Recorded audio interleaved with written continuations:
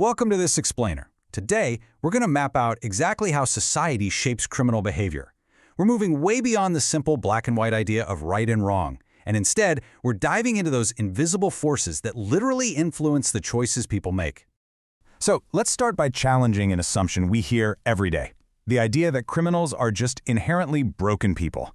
You know, it's super tempting to look at crime and picture the lone wolf or the bad apple, someone who just naturally deviates from the pack.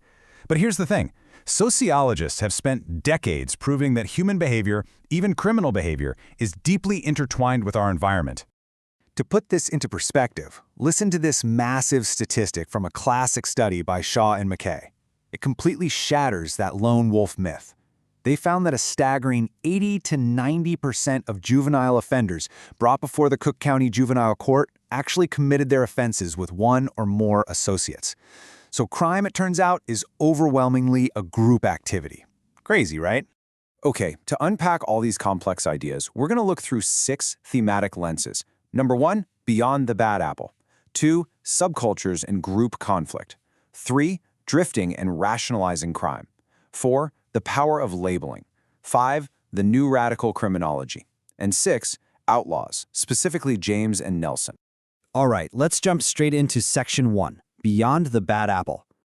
The big takeaway here is that alienated individuals naturally seek out security and identity in groups, and that is an incredibly powerful driver of behavior.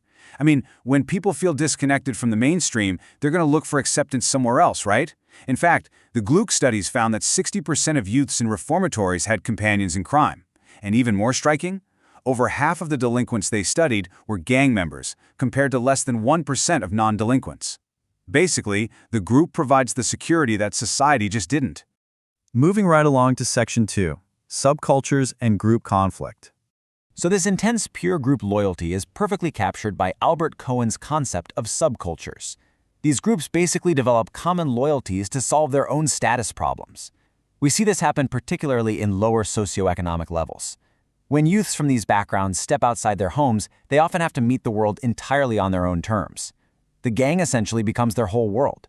They build their own constant value system, one that might actually celebrate toughness and defiance because the traditional standard pathways to success are blocked off for them.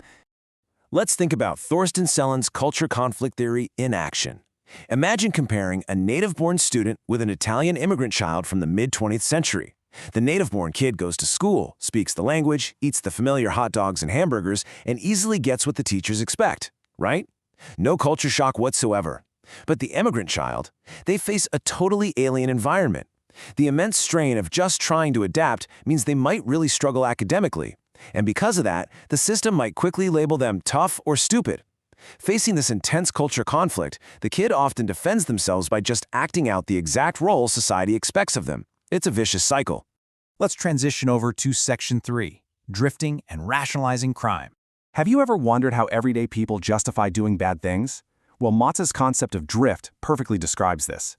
It shows how individuals use the uncertainty of law enforcement or extenuating circumstances to temporarily justify their deviance without fully committing to a life of crime. You see, most delinquents, they aren't hardcore, committed outlaws. They exist in this sort of gray area. They drift into bad behavior when the opportunity pops up or when they can easily make an excuse for it, and then they just drift right back into conformity. And this whole drifting thing relies heavily on Sykes and Motz's 5 types of neutralization. Basically, these are the psychological gymnastics offenders use to free themselves from the moral bind of the law. For example, they might say, hey, I couldn't help it, which is the denial of responsibility. Or they have insurance, nobody got hurt, which is denial of injury. They might even claim the victim completely had it coming, or call the police hypocrites, or say they only did it to protect a buddy. These mental justifications let them break the rules while deep down still believing they're essentially good people. Now, this internal rationalization ties perfectly into Walter Reckless's containment theory. This theory contrasts the internal pushes of the mind with the external pulls and structural buffers of the environment. Kind of think of it like a balance scale. Inner containment is your self-control and your ego strength, basically your ability to tolerate frustration. Outer containment is the structure around you, so things like a supportive family, community clubs, and clear societal expectations. When both the inner and outer containments are weak, the pushes and pulls of the environment easily tip the scales right into criminal behavior. Moving on to Section 4, the power of labeling.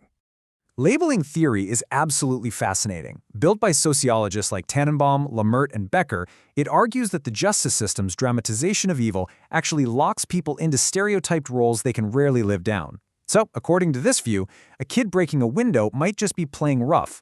But once the police and the community explicitly label that kid a delinquent, suddenly everything they do is viewed with intense suspicion. The kid starts to realize that even their genuine efforts to be good are just totally ignored. So, they embrace the label. It becomes a complete self-fulfilling prophecy. Sociologist Edwin Lamert makes a really vital distinction here.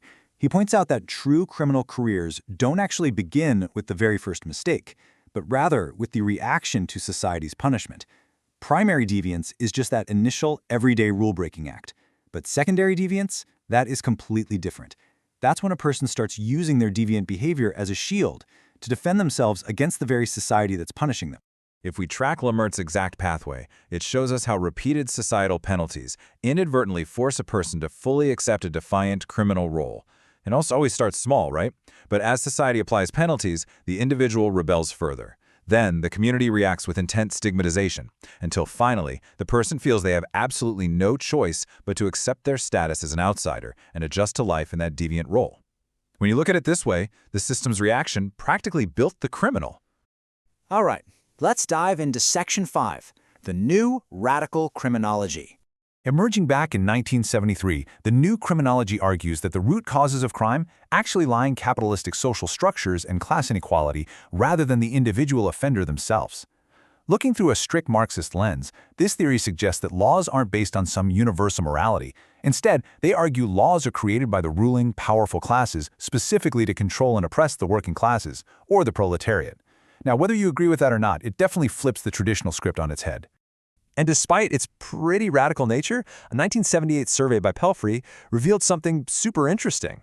Over half of academic criminologists actually saw this approach as a viable alternative perspective, even if they had a few reservations. While critics are quick to point out that it relies on a somewhat oversimplified view of society, the fact that 57.4% of surveyed academics found it viable really shows how deeply these structural theories have influenced the overall study of crime. And finally, Section 6. Outlaws, James and Nelson.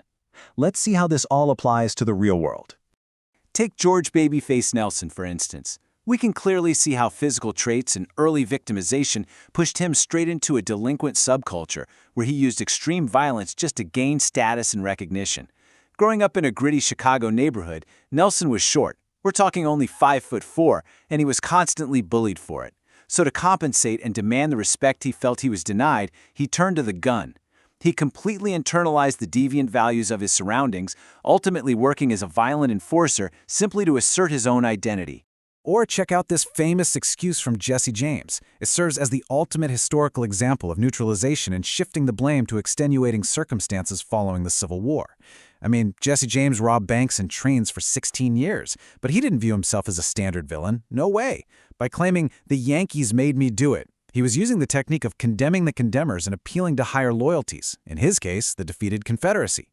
He completely 100% rationalized his violence to protect his own self-image. As we wrap up this explainer, I want to leave you with one final provocative thought about the invisible forces of labeling, subcultures, and societal structure.